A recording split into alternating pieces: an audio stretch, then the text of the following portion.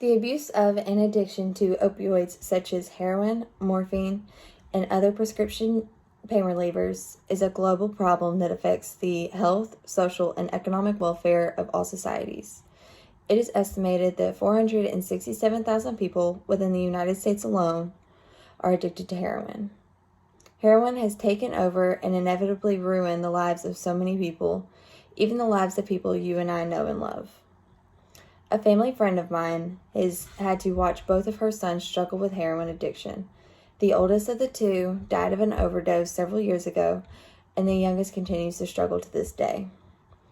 Every day, people begin their long and seemingly endless spiral of addiction for any number of reasons. Throughout this presentation, you will become aware of why someone begins to abuse heroin and other drugs, the most common way for it to be self-administered, and why they feel as if they must continue to abuse. To begin to understand what one who abuses might go through, one must first begin to attempt to understand the mindset of someone who turns to drugs for whatever their reasons may be. Most participants in the research on humanities and social sciences reported stress as the main cause in which induced them to heroin. Some participants were forced to encounter with loss, grief, guilt, death of parents or parental coldness, or a lack of love and care, and therefore they resorted to heroin as a way of coping with their problems and consequently developed an addiction. Besides a lack of a stable home life, parental guidance, or just a lack of love in general, the downward spiral of many simply begins with curiosity and or peer pressure. Another anonymous contributor to the humanities and social sciences study admitted to smoking cigarettes and partaking in other similar pastimes with their friends, and just wanted to merely experience what heroin tasted like and what the effects of the high were like. Afterwards, they just could not stop and continued to go back to the drug. Heroin is a very potent drug that can produce immediate gratification if administered in a certain way. The most common way for one to take advantage of heroin is through injection, or shooting up as many might say. There are two ways of injection: through a fatty area of the body or intravenously. Injecting into a fattier area of the body, such as the bottom or the thigh, is the safer method of the two. The user is less likely to contract HIV, AIDS, hepatitis B, or hepatitis C, considering many share needles with other users.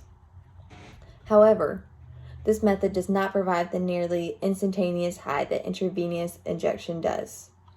Also known as a direct deposit, injecting intravenously immediately shoots the heroin into the bloodstream, providing an almost immediate exhilaration. But the user is also at higher risk of overdosing when utilizing this method. Unfortunately for many, the exhilaration is not the primary reason they continue to use. As previously stated, heroin is one of the most potent drugs and therefore produces some of the strongest withdrawal symptoms once the drug begins to fade out of the user's system.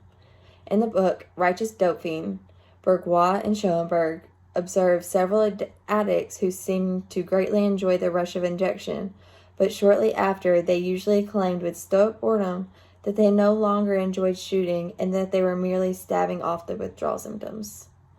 Many call these effects dope sickness, and it can include intense shivering, lightheadedness, and nausea. If left untreated, dope sickness could result in the user's death.